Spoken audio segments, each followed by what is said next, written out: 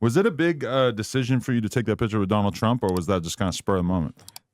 It wasn't no big decision. It's something that needed to be done. It wasn't even about the picture. It was about going to have a conversation.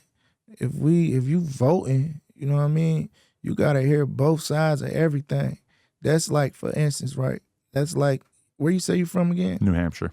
That's like you never going nowhere and you boldly say New Hampshire is the best place in the world. Right. But you never been nowhere. So how would you know that?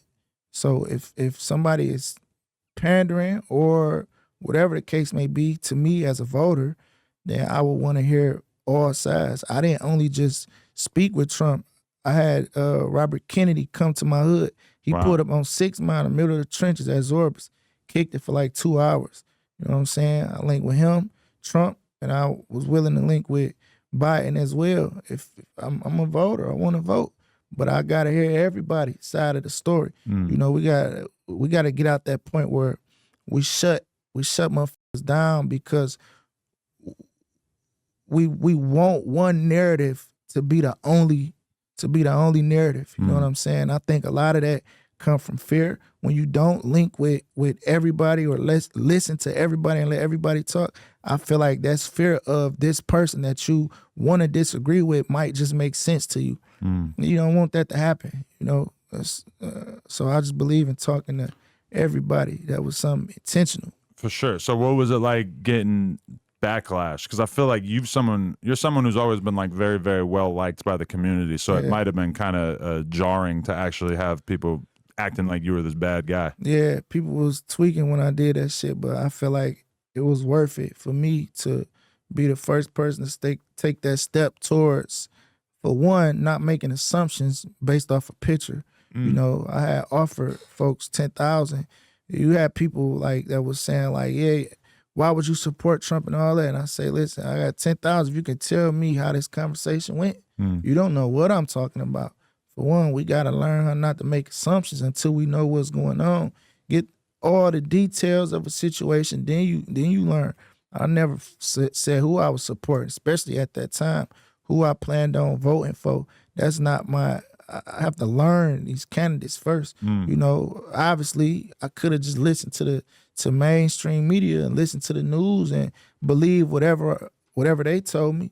But I don't think that's logical either. I believe in doing my own independent research.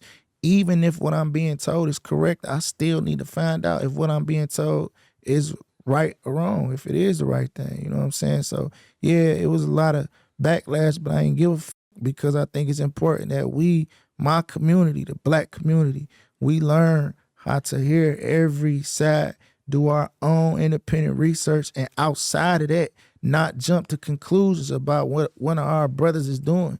I put myself on the line. Y'all don't want to go talk to him. Fuck it, I'll go talk to him. I'll go check his temperature, whatever this case may be. I do it.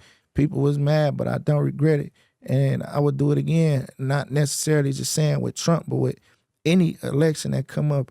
I am willing to talk to every single candidate and take this information back to my community and let them know what I just learned. Because I'm a lifelong Democrat, but I've also seen how they do things, which is they basically call the Republicans racist, and then they take it for granted that all black people are going to support the Democratic candidate. And only like this election cycle are we actually seeing that trend kind of break, where it seems like people are. I don't think it's fair that no party should feel that entitled to our vote, to where they feel it don't have to be worked for. They can just tell us to do it and expect us to do it. And then we get a white man saying that we not black if we don't vote for him.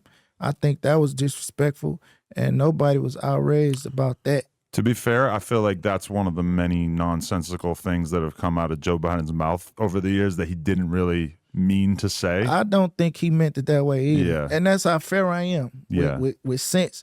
You know, I could make that fit some type of narrative. If I'm not with a party, I'm not with the left or the right. I'm for me and I'm for my people and for my community, you know. But we gotta be fair, and we gotta stop being biased. So in all fairness, I don't think that he meant that way, but he said it. You know, the way the news will work, like if it was any other way around, and they would have used that to their advantage and played politics with that. You know what I mean? Definitely, because that was like, the kind of thing that, I mean, that's the risk you take when you have an 80-year-old president who could barely string a sentence together. He's going to say all kinds of stupid ass shit like that. Did you really ask Trump if he hates black people? I think the world just ain't as black as I think the world not just black and white the way we would like to believe it is. It's way more to everything. This world is way more complex. Politics, our government, other foreign nations, all of that is way more to it.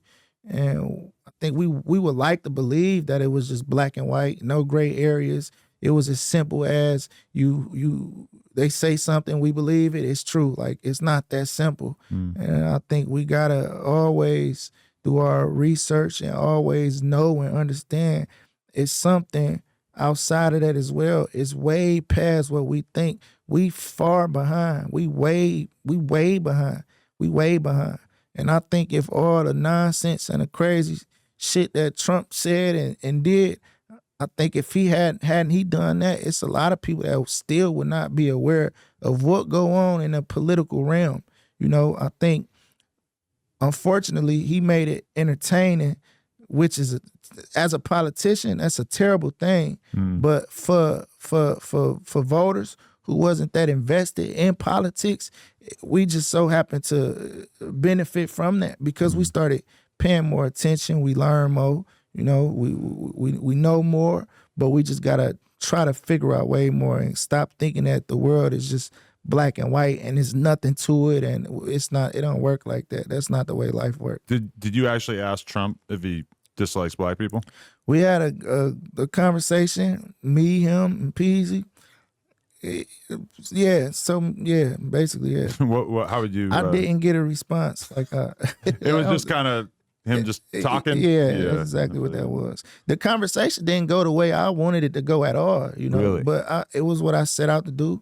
I went to do what I try to do. It is what it is. It ain't work. I've seen a lot of people try to sit down and interview Trump, and it's just he's talking about whatever the he wants to talk about, exactly, and he's so good at pivoting out of what you actually asked him. He's good at that shit. Yeah, without a doubt. Does it motivate you at all, or interest you just that the other candidate is a half black woman, or is that kind of irrelevant to you? I'm from the trenches, right? I grew up with a mindset of you ride with your people, right or wrong, but I feel like, again, the world ain't that simple. Politics ain't that simple. And I think for me, it's a lot of other things that will matter. You know what I mean? But it is what it is. I don't know.